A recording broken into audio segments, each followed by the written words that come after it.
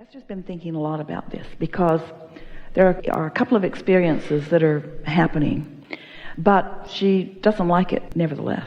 And so she's been a little hard on herself. Anyone who's hard on themselves at all is too hard on themselves from our point of view. It's unnecessary and unproductive and not the way we are looking at you ever, ever, ever. And when you do, you always feel bad. So she's been thinking a lot about getting out ahead of things, because when the momentum of something unwanted sort of takes you further to a place than you want to be, your feeling of not being in better control is what you're beating up on yourself about mostly. So we've been saying to you, get out ahead of it. Get out ahead of it. When you can feel good, milk it.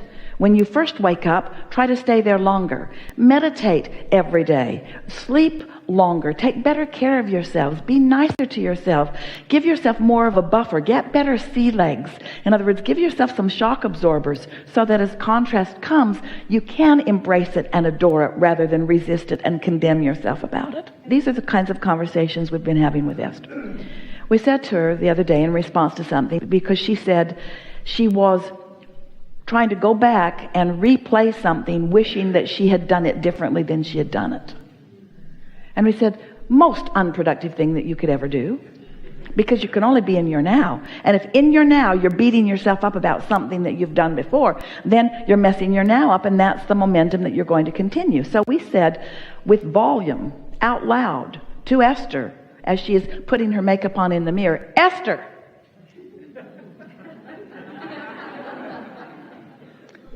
if you were back there, if you had that to do again, you would do exactly the same thing as you did before, because it was the path of least resistance then, and it is now.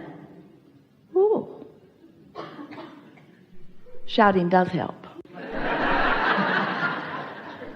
Got Esther's attention. It was a very strong question within her. So now she's determined that she's going to get out there ahead of it. She's no longer going to mess up her now by second-guessing anything that she's done before. She's decided to accept that whatever it was, it's all right, and where she stands now is too.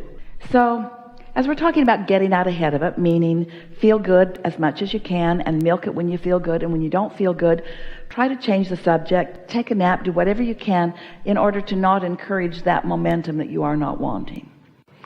Do you like stagnation or motion forward? Do you like movement or stillness? Do you like movement or absolute non-movement? Do you like faster or slower? Do you like more or less? Do you like becoming or declining? Do you like exhilaration or contentment? These are comparative questions, but what do you prefer? Do you like boredom or stimulation? Do you see contrast? And this is an important distinction for you. Do you see contrast as one step forward, one step back?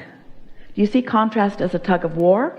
Or do you see question, answer, question, answer, question, answer, question, answer, question, answer? Do you see it as question, answer, question, answer, question, answer, question, answer? Or is it question, answer, question, answer, question, answer, question, answer? Do you see it as problem, solution, problem, solution, problem, solution, problem, solution? Or problem, solution, problem, solution? This is an important distinction. If it's a question and an answer and a question and an answer and a question and an answer, then it's delicious contrast, delicious movement, isn't it? So we know when you feel like you're stuck in contrast, that's not fun. When it feels like contrast is thwarting your motion forward. But contrast never thwarts your motion forward, because contrast always summons source energy's attention on the subject, and source energy always knows where you mean to be. So there is always a momentum. So what you're describing as contrast is your unwillingness to go toward the solution. That's all that it ever is. So contrast is not the problem.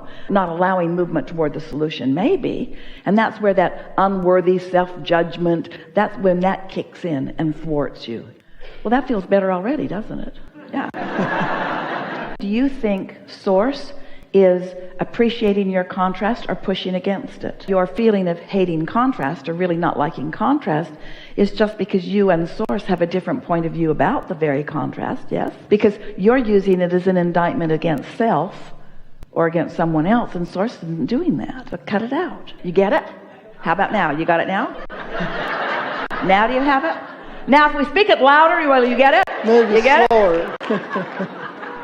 So it's a gradual thing, isn't it? It helps to study it and maybe apply some logic. Maybe think about other things that you felt contrast about that you began to feel good about. But you see, we don't want you to only feel good about contrast once you've broken through into the solution.